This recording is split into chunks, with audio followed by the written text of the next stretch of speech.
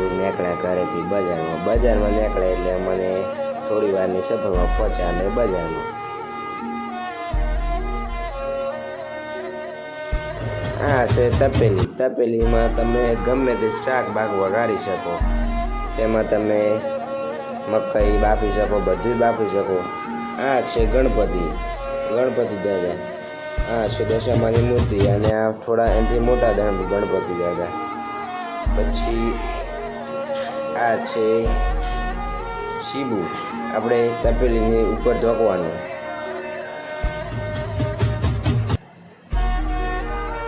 તપેલી ઉપર તમે ગમે તેમ ઢોકી શકો.